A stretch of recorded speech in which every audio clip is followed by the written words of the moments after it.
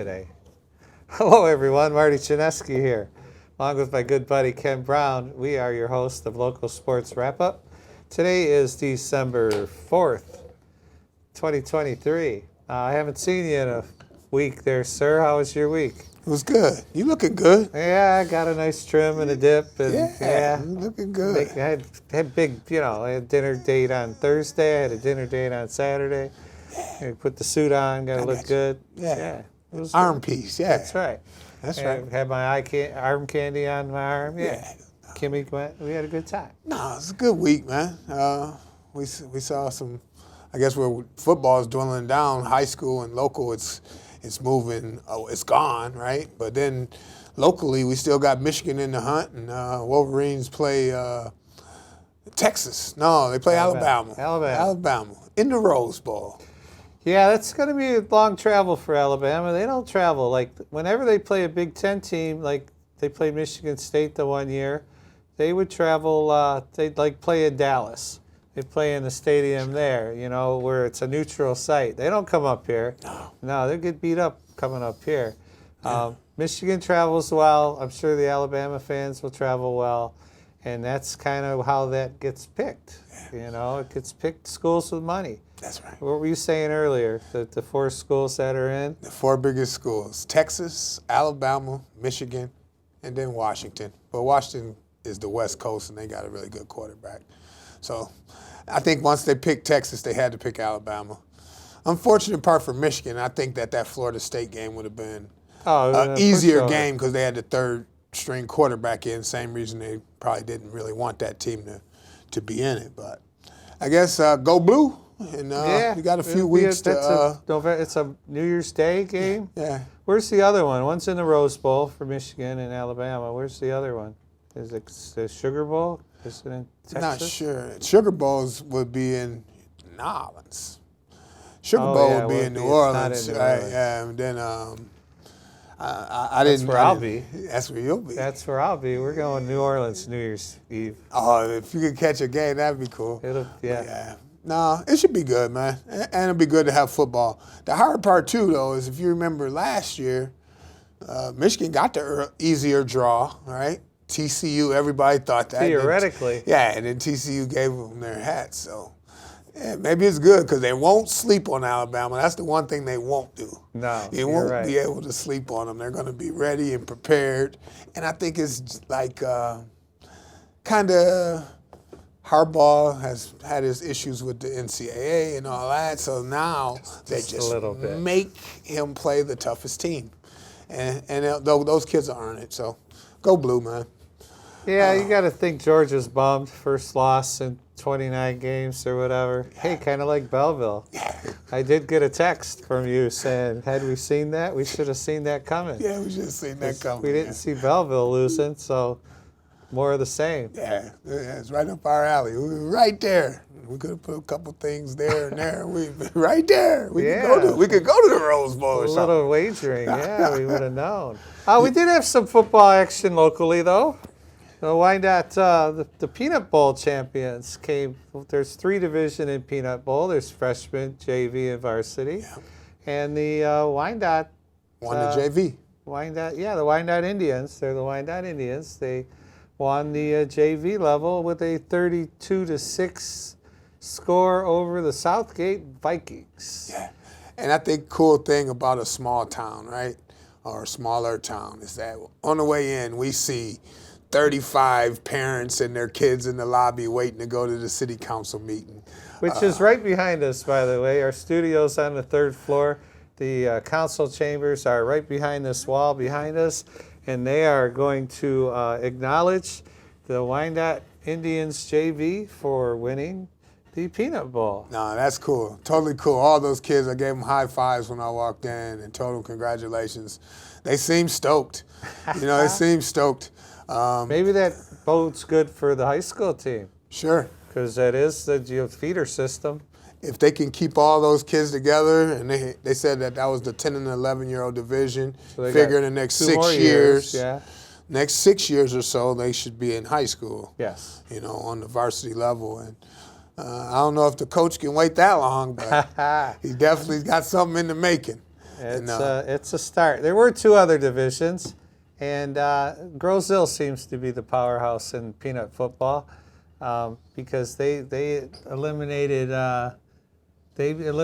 Southgate 13-6. So good for Southgate to have 2. Actually, Southgate had a team in all 3 divisions. They lost in all 3 divisions, but Grosse-Ile freshmen, the little guys, 9-10, something like that, they beat them 13-6, and then Grosse-Ile varsity level 12-13. Sure. 40-0. 40? Yeah. Yeah, 40. And what's the interesting factoid about that? They haven't given up a score all year long. That's nuts. Yeah. So their defense is like the 85 Bears or something. How is that possible, first of all, that there wasn't like a fumble return or anything, and you play everybody downriver?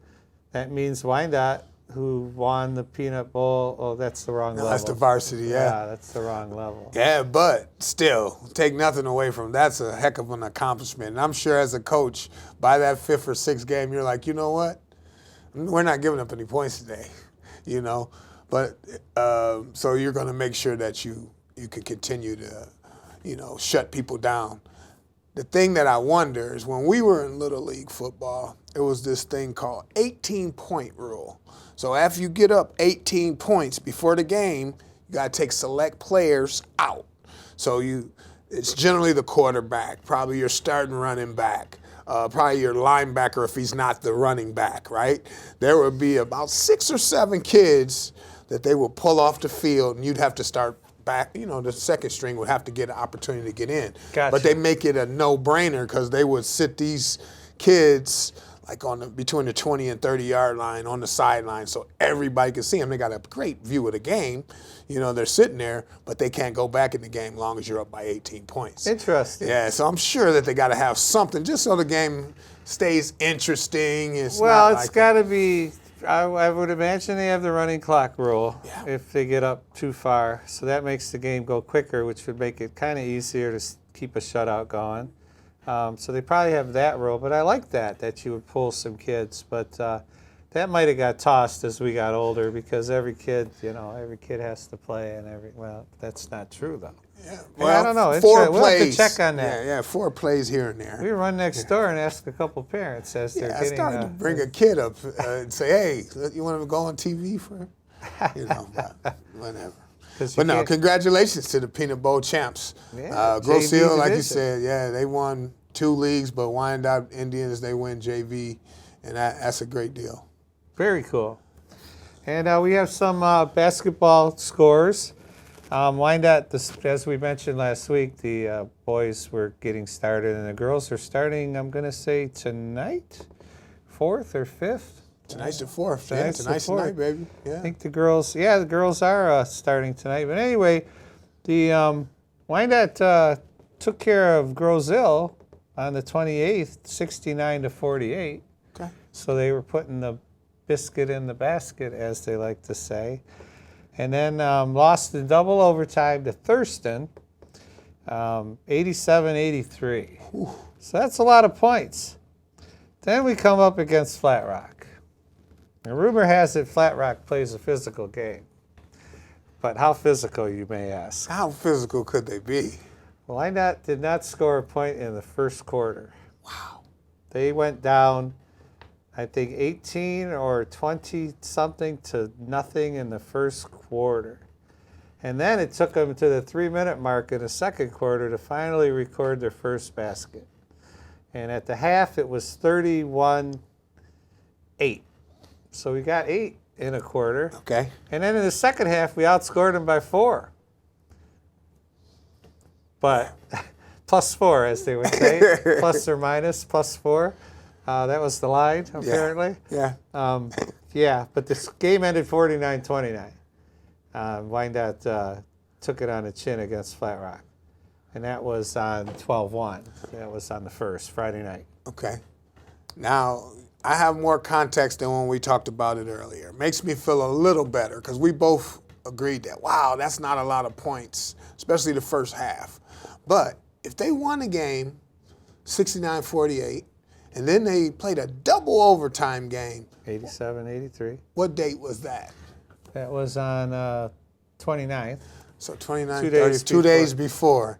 And they played 4 quarters and 2 overtime periods. Now, if they are, and I'm just kind of thinking it out loud, right? If they have a similar small rotation as we've seen before when we did the games last year. Maybe they were a little tired, a little gassed when they started that next game, and then they just were off a little bit. Now, the coach did say that team was a lot more physical, and we get that. But I feel better that they put up 87 2 days prior and 69 the day before. We're not just looking at, Princeton's offense, or we're not just looking at a team that's just doing backdoor cuts and they're going to be all day and they're not going to score a bunch of points. They can get up and down the court. Thurston's no slouch, I don't think.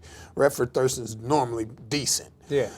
So to lose in double overtime to, did I say win or loss? They double overtime. Anyway, yeah, you're right. They played 5 quarters of basketball that day, and then 2 days later they go against a big physical team. And the coach said, basketball stops going in the hoop. You're getting open looks. You're not knocking them down. You're 10 minutes into the quarter. You don't have a point yet. So all the shoulders and the heads start.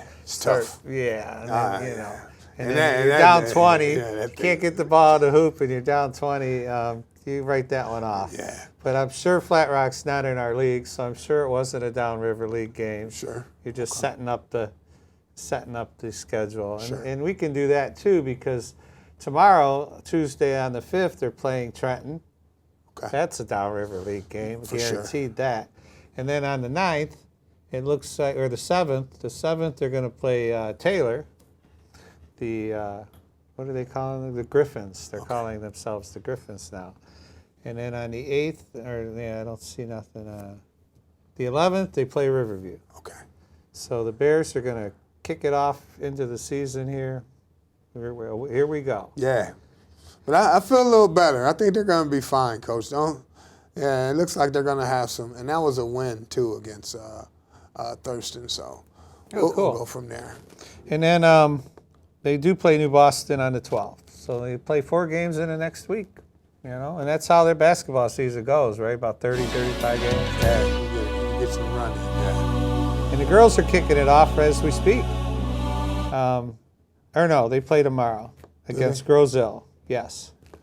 And that's the 5th. But the season kicks off today. You got all the other schools playing today: Lincoln Park, Trenton, Taylor, Riverview, Carlson, Southgate, Flat Rock. Yeah, I'm thinking that they're going to be pretty good. During our daughter's time at Roosevelt, there was a kid there, a young lady that played basketball. She was really good in volleyball as well. It's not Katie Thornton, but it was Madison Hamilton. Madison Hamilton. She's one of the coaches now. Ah. She's one of the coaches. I actually seen her. She was coaching volleyball. And she was getting her kids ice cream. I was like, that's a good coach thing to do, And then, so I guess she's coaching one of those basketball teams too. So they got some young spirit in there. All I have to do to be a good coach is get them food, huh? I like that idea. At times, at the perfect time, because it just galvanizes that team. And then they're like, Coach is cool. He buys us ice cream sometimes. So you got Wyandotte playing the 5th. They play Grosville on the 5th. The girls play New Boston Huron on the 7th. And then on the 12th, they're playing Carlton Airport. Okay, so they got 3 games in that same week. Yeah. Yeah? And the JV plays ahead of them. Sure. On most of those days. So that's what we got for the boys and girls basketball. And we wish them luck, the girls especially. Yeah, it's interesting how many students do come back and help. Yeah. I've got one going to help me with bowling that we'll talk about in a bit. And I think while we're focusing a little bit on Wyandotte's girls sports, RHS Athlete of the Week is sophomore Joanna Makura. All right? She was a high school state finalist in diving. Nice. She was a qualifier, top 3 in diving Downriver League, and then she was top 5 all-time in diving performance at RHS. And then she placed 8th in the regionals. And guess what? 4.0 grade point average. Very good. Yeah, so Schools like that. Yeah, you gotta love that. So I want to say congratulations to Joanna. Good job. Way to rock it out. And then I have a letter of intent. Jacob Wright, Woodhaven. He is going to play baseball at Saginaw Valley State University. Yeah. Good to know. That's Yeah. right. I don't know his coach. Well, I do know his coach because Okay. Woodhaven does order their stuff from me. But he's a good. He's got it going, huh? Is our hockey team any better yet? Hockey team. Let's see Any what new they're results? Those were all the last year week ones we read. I don't know if there's anything doing. new Yeah. on there. What is this? Tuesday. We lost 5-2. It looks like to Yeah. Utica.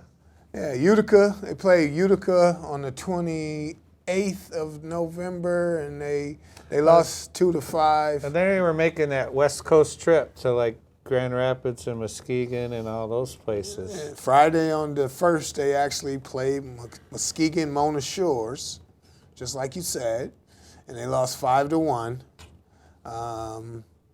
And then it didn't look like they got back to us yet about the Grand Rapids Christian and the other games. But the thing that we know, they're mostly freshmen and sophomores, and they're young. There So you they got an opportunity to get a lot better. And this week it's going to show because they're going to get a couple dates with Grosse Ile, and then they play Woodhaven. Sounds like the Downriver League's kicking off. And then so they play Grosse Ile on 12-13. They play Brownstown on 12-14, and then they're going to play Ann Arbor, Gabriel Richard, December the 16th. So 3 games in 4 days. they're going at it. That's not counting this week. They play Cabrini. They play Cabrini on the 6th. Oh man. Yeah, they're going to be battling. So good luck to the Wyandotte skaters. Well, guess what else kicks off tomorrow? Bowling, man. Bowling. Bowling. Yeah, bowling for dollars. Not Let the yet. bowling coach talk bowling. Let's do it. Tomorrow we kick off December 5th. We have Woodhaven. We catch Woodhaven right out the gate. I mentioned that last week. Yeah. Seems like yesterday. And been talking to them today. I was giving Coach Krolak the business a little bit about how they're just gonna. They look really good. They're gonna slap us, man. You guys look really good. It looks so good. But the boys, they're looking okay. They got a lot of kids returning. I only lost a couple seniors, so I've got some returning girls, and the freshmen, a couple of them looking pretty good. My starting 7 currently, what I have, Malin Ellis. She's an 11th grader now. She's a 3rd-year girl for me. She's throwing the ball well. Megan Murray, young girl, 9th grader. Her older brother bowls for the boys. Okay. So she's been no stranger to a bowling ball because the family likes the bowl. Lauren Marino, the track runner, the cross-country runner, missed qualifying for states by 2 positions. She's a senior now. She's in her 3rd year. Shelby Peterson is a junior. She's in her 2nd year. Okay. She throws it pretty good. Right now, it's the direction. Their accuracy is waning because none of them bowled all summer. But 3 weeks for practice, we're getting better. Brooklyn Forrester qualified 8th for in regionals, went to states. She pitches. No, that's not the Okay. pitcher. The next one's the pitcher. All right. But Brooklyn's, we're looking forward to getting her back to the state finals. And hopefully we can do that. We want to be really good by February, I always say I don't care if I win the league, but winning the league is nice. I've done it a couple of times. Ellie Eisenegger, that's the softball player, star on the softball team. Pitches, hits bombs, all around good athlete. And she's doing the 2-handed rip it. And again, her accuracy is a little waning, but today in practice, she looked really good. She was throwing the ball. I kind of just, when you're 2-handed, you have a tendency to do this, out, where you really want to do it and follow through at your target. And today she was in good leverage. you can run to the line and fall off balance because you got to generate speed mostly with your legs when you're doing the two-handed. But she was holding her finish, and she, and I said the scores will come. We bowled a team game, and it wasn't the greatest, but I keep telling Krolak, you guys got us, man. You got us. Get him overconfident. Get him overconfident. Yeah. He's funny because when you talk to the coaches on the girls' side, these meets can turn into social events.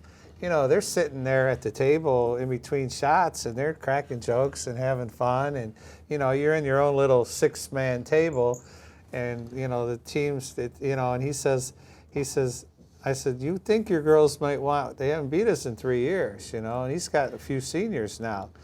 And he's like, he's not, he said it like this, he goes, I'm not really sure my girls care if they win or lose, that I'm not sure they have that drive, and he's like, sometimes I just tell them, I'll coach you as much as you're putting into it. That if you're not going to put anything into it, why should I? Right. And there's days I feel that way. There's days I put in my time. I leave work early, and then we get there, and it's just a drab kind of practice. And I'm like, I don't know, what to do about it, Right. But they're girls, they're teenage girls. So they've got other things on their mind than throwing a bowling ball. Sure. But, we're going to see tomorrow. We can talk about it next week, how our first 2 meets go. So. Oh, one more. Madison Dufall, brand new girl, softball player, left-hander. Didn't have any what you would call form day one. But now I'm going to bring her up because she's getting that ball down the lane on the left side. It's curving in there real nice. And is she erratic? Absolutely. But I don't have to put her in the lineup. But if I need a change, she's going in. All right. So, Coach, you got 7 players, right? Yeah. That's who's going to be in your varsity starting lineup on that particular day. And then those 7 kids go against 7 kids from Woodhaven. Correct. And 5 at a time. 5 at a time. And then the other 2 do what? Why is 5 at a time? Well, they just sit in the wings and wait. If I need to pull someone that can't seem to knock any pins down, Shelby, you're up. Or Madison, you're up. You can yank them in the middle of games. And so whatever that score is, bowler number 4 for Wyandotte. Correct. It's not Shelby's score. I got you. Correct. And it goes down as a split game, they call it. And every team on their roster, you'll see their split game scores are usually the lowest scores because it was going so bad you had to yank get somebody. Yeah. And you hope the other girl goes in and saves the day. Just fill frames, just 7 out of 10. If you could do 7 out of 10, you'd make your coach really happy, ladies. So say you got those 2 kids on this side. They do not have to technically play if everybody's hot. Correct. Okay. And the other thing is, if I wouldn't drag them up, we have JV. I'd put them down there to just make sure they bowl at a meet instead of coming and watching. Sure. You know what I mean? But I'm sure I could get them in. I'll get them in some throws. And, in warm-ups before we start, if they look more comfortable than some of the seasoned vets, because I imagine the freshman I have that Megan's going to start. She'll be crawling out of her skin. I'm almost positive. 9th grader, first meet, parents standing behind you all over the place. You're like in a bowl. Yeah. You can't. But we'll be bowling in the arena at Thunderbolt, so their parents will be back, like probably up in the stands, so that'll be better. Okay. But, at most bowling alleys, they're hovering right just behind where we're sitting. Yeah. So it can get a little intimidating. But, yeah, we'll go get them. We'll go get Woodhaven tomorrow. And then the boys won the league last year, so they were co-champs. We see them competing like that again. Jerry's a good coach. Jerry Sikora is the coach of the boys. Don't forget to get a hold of us, Local Sports Wrap Up at Gmail. And we watch us on YouTube. Yeah. Which I put, the last show got put on YouTube. I got to show it to my mom at the nursing home. That was cool. And that's always nice. Get those airdrop TVs now. Yeah. Very Just cool. do it. So, looking forward to the season starting tomorrow. But you talk about food, I always grab a couple hot and readies for the bus. Because, these kids don't eat maybe noon at school. and we don't get done bowling till 6. You know, have a piece of pizza or That's something. the breadsticks. You know, get something in you. Yeah. You know. Because it could be a long night or a long day. And not only that, you could go to McDonald's over here by the school, and if you call it an order, they give you like 20% off each burger. You get those $1 chicken sandwiches, or they're $1.50 now or whatever, Yeah. but they used to be $1. You could get the double cheese or the cheeseburger, or the chicken thing for $1. I got You know, you. now it's $1.50, but they give you a percentage off if I call it ahead. So I'll ask the girls day before, 6 chicken sandwiches. I won't get fries or nothing, just something to get in their belly. Their parents can buy them food at the bowling center if they're really hungry. You Right. know, you gotta keep them. Yeah. Keep them. So yeah, I'm that coach. No, I you're a feed good them. coach. Yeah. And me and Keno used to be the coach. And we were all for that. We try to find different things that they could eat. But I know we're getting close to wrapping up here. How we looking there, Miss Caroline? 2 minutes. Okay, well, let me get some of this wrestling in. All right, do the wrestling I real know quick. bowling is our top priority right now because we need that win tomorrow. But wrestling, they're going to play, Airport's going to play Wyandotte Thursday at 6. That's December the 6th. And then wrestling will go Saturday. Probably a big at meet. the Rocket Invitational, Nice. 9 a.m. 9 a.m. So the Bears grapplers are getting ready to get things going, and we look forward to seeing them on the wrestling mats and getting things going. One more thing about the swimming. You announced the girl of athlete of the week. Our swim team won the Downriver League. I don't know if we talked about that a week or two ago or not when it ended, but they did win it. So I'm Marty Chinesky. That's Ken Brown. We will see you next week. I want to say hi, Mom, and go Bears. Go Bears. Go Bears.